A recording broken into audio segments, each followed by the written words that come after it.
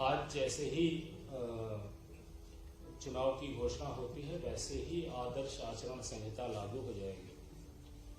मतदाताओं को प्रभावित करने संबंधी घटनाओं पर नियंत्रण के लिए आदर्श आचरण संहिता लगती है और परिणाम घोषित होने तक ये प्रभावशील रहेगी। आदर्श आचरण संहिता के प्रावधान राजनीतिक दलों पर भी लागू होते हैं। हालांकि चुनाव नॉन पार्टी बेसिस पर होते हैं, लेकिन model code of conduct political parties पर भी लगता है। उन्हें भी इसका पूरी तरीके से पालन करना होगा। अभ्यर्थियों पर शासकीय विभागों, कर्मियों, त्रिस्तरीय पंचायतों के पदाधिकारियों एवं कर्मचारियों सब पर लागू होता है। इनफैक्ट हम जब जैसे ही इलेक्शन डिक्लेयर करते हैं वैसे ही हम चीफ सेक्रेटरी को पत्र लिखते हैं 500 कॉपियों के साथ आदर्श आचरण संहिता की, कि वो हर विभाग तक वो पहुंचा दें और उन्हें इंस्ट्रक्ट करें कि ये आदर्श आचरण संहिता है। पूरी की पूरी गवर्नमेंट, सारे के सारे सरकारी विभाग इसका पालन करें।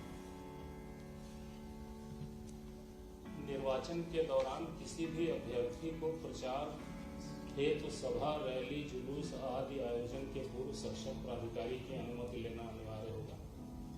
मतदान समाप्ति के समय से 48 घंटे पूर्व की कालावधि के दौरान सार्वजनिक सभा, जुलूस, रैली आदि पर प्रतिबंध रहेगा।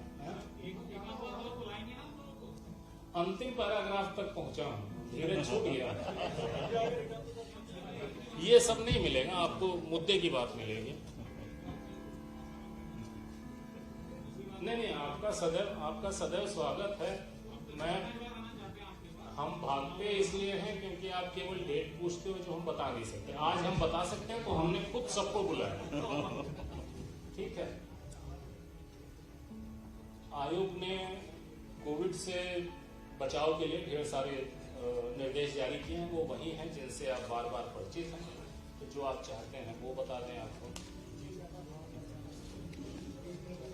निर्वाचन की सूचना का प्रकाशन और नाम निर्देशन पत्र प्राप्त करना, ये प्रथम चरण के लिए 13/12/2021 यानी 13 तारीख से निर्वाचन की सूचना का प्रकाशन किया जाएगा और नाम निर्देशन पत्र प्राप्त करना शुरू हो जाएगा।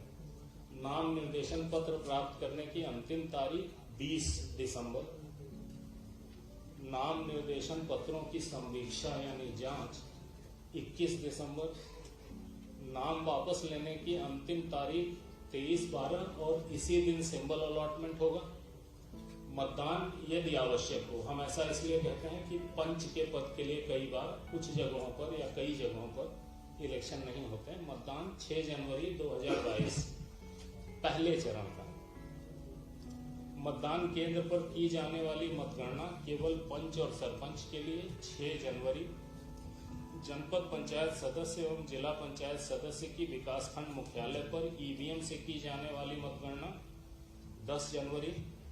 पंच सरपंच पद की मतदान केंद्र पर की गई मतगणना का सारणीकरण और परिणाम की घोषणा और पंच सरपंच पद की विकासखंड मुख्यालय पर की जाने वाली मतगणना, सारणीकरण, निर्वाचन परिणाम की घोषणा 11 जनवरी।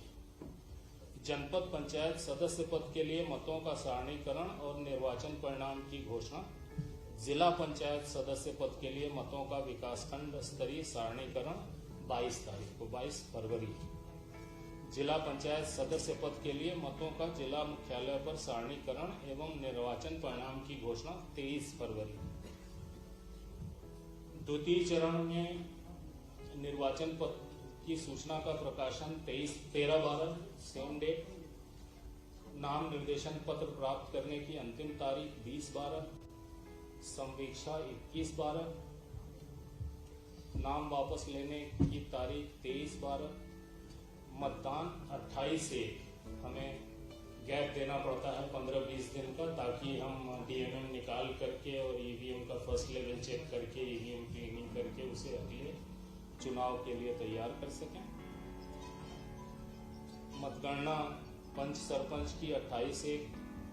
जनपद पंचायत सदस्य एवं जिला पंचायत सदस्य की विकासखंड मुख्यालय पर ईवीएम से की जाने वाली मतगणना 1 फरवरी। पंच सरपंच पद की मतदान केंद्र पर की गई मतगणना का सारणीकरण और परिणाम की घोषणा 2 फरवरी। जनपद पंचायत सदस्य के लिए सारणीकरण और घोषणा 22 फरवरी और जिला पंचायत के सदस्य के लिए सारणीकरण उनके मतों का, और 23 फरवरी को जिला मुख्यालय पर जिला पंचायत के सदस्य के निर्वाचन परिणाम की घोषणा। तीसरे राउंड के प्रकाशन और नाम निर्देशन प्राप्त करना 30 दिसंबर के अंदर करना हमारे लिए आवश्यक है। नाम निर्देशन प्राप्त करने की अंतिम तारीख 6 जनवरी, जांच 7 जनवरी, नाम वापस लेना और प्रतीक आवंटन 10 जनवरी, मतदान 16 फरवरी। तो मतदान 6 जनवरी, 28 जनवरी और 16 फरवरी, ये 3 राउंड के मतदान हैं। 16/2 को पंच सरपंच की मतगणना, जनपद पंचायत सदस्य और जिला पंचायत सदस्य के मतों की गणना 20 फरवरी। पंच सरपंच पद की मतदान केंद्र पर की गई मतगणना का सारणीकरण और परिणाम की घोषणा 21 फरवरी। जनपद पंचायत के लिए परिणाम घोषणा 22 फरवरी। जिला पंचायत का सारणीकरण होगा उस दिन, और अगले दिन 23 फरवरी को जिला पंचायत सदस्य के पद के लिए सारणीकरण और निर्वाचन परिणाम की घोषणा होगी।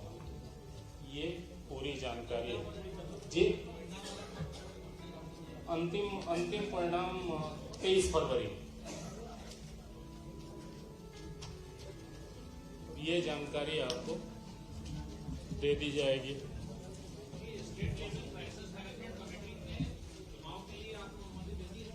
मुझे जरूरत नहीं है, हम एक कॉन्स्टिट्यूशनल बॉडी हैं और हाई कोर्ट में कुछ केसेस लगे थे जिसमें किसी ने कहा था कि जिला पंचायत चुनाव में देर हो रही, जल्दी कराइए। किसी ने कहा था कि कोविड फैल रहा है, जल्दी करिए। आज की तारीख में एज ऑफ टुडे पूरे प्रदेश में 128 केस है। 52 जिलों में 128 केस बहुत ही छोटा नंबर है, तो परिस्थितियां अनुकूल हैं चुनाव की। टोटल 128 हैं पूरे प्रदेश में।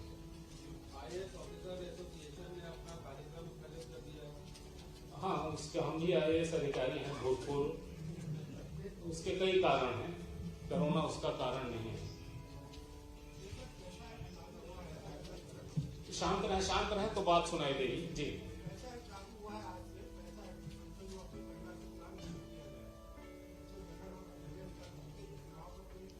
नहीं, चुनाव पे कोई असर नहीं। चुनाव तो कॉन्स्टिट्यूशनल मजबूरी है।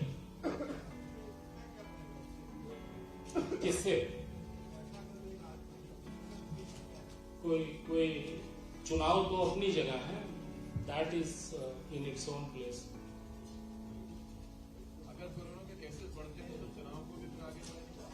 अगर हमें स्पेकुलेशन करना ही है तो अच्छा किया जाए ना, खराब स्पेकुलेशन क्यों करना है? जब जैसी परिस्थिति बनेगी तब कैसा निर्णय लेंगे। चुनाव कभी भी इस तरीके से नहीं किए जाएंगे कि आम जनता के जान माल स्वास्थ्य को किसी भी प्रकार का खतरा हो। पहले भी जब हम चुनाव की बात कर रहे थे तो हम ये कहते थे कि कोविड पर दृष्टि रहेगी और पूरी कोशिश हमारी ये होगी कि हमारे कारण, चुनाव के कारण कोविड के केसेस की बढ़ोतरी न हो। और हम डेली रिपोर्ट लेते हैं हेल्थ डिपार्टमेंट से कि कितने टीकाकरण हुए और कितने केसेस हुए, कितने नए केसेस हुए, कितने पुराने लोग ठीक होकर के वापस गए, जो केसेस हैं उनमें सीरियस कितने हैं, ये भी हम लेते हैं। तो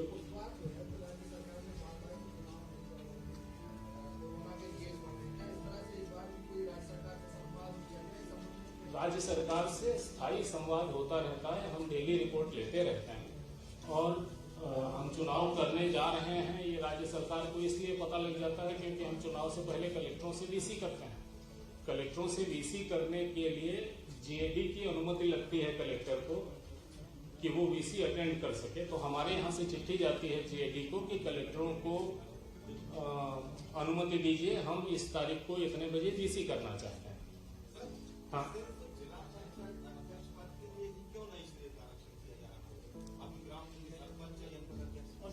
नहीं समझा मैं आपकी बात, एक मिनट, पहले उनकी बात समझ लूं तो फिर अगला बताऊंगा जी। हाँ, ये सब पहले से हो चुका है, ये सब पहले से हो चुका है। ये सरकार से संबंधित है, हमसे संबंधित नहीं है। लेकिन हम अपने सामान्य ज्ञान से आपको उत्तर दे रहे हैं कि बाकी सारे रिजर्वेशन हो चुके थे। जिला पंचायत अध्यक्ष का रिजर्वेशन नहीं हुआ था, इसलिए हम बहुत लंबे समय से लगातार सरकार को चिट्ठी लिख रहे थे कि आप ये रिजर्वेशन करिए, हमें चुनाव कराना है, हमें बिना पोजीशन क्लियर हुए चुनाव कैसे होगा। तब राज्य सरकार ने ये एक्शन वैसे भी उन्हें लेना था, बिकॉज जिला पंचायत अध्यक्ष का रिजर्वेशन नहीं करें ऐसा कैसे हो सकता है, बहुत लंबे समय से रुका हुआ था। तो राज्य सरकार इंडिपेंडेंटली कार्रवाई कर रही, हमारा उसमें कोई हाथ नहीं है। राज्य सरकार का सार्वभौम अधिकार है डिलिमिटेशन, रिजर्वेशन, इसमें इलेक्शन कमीशन का कोई रोल नहीं है।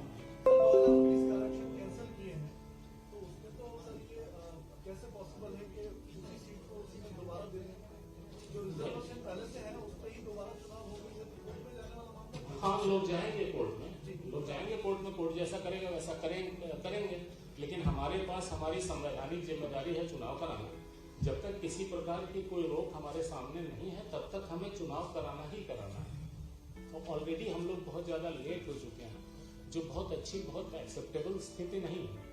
किन्हीं भी परिस्थितियों में चुनाव होते हैं। जब कोविड की सेकेंड वेव चल रही थी, बहुत सारे स्टेट्स में पंचायत चुनाव हुए, अर्बन बॉडी चुनाव हुए। हमने नहीं किया क्योंकि हमने रिस्क नहीं लिया, लेकिन लोगों ने किया और कोई बहुत बुरे परिणाम नहीं हुए उसके। उत्तर प्रदेश एक केस है जो बहुत ज्यादा हाईलाइट हो गया।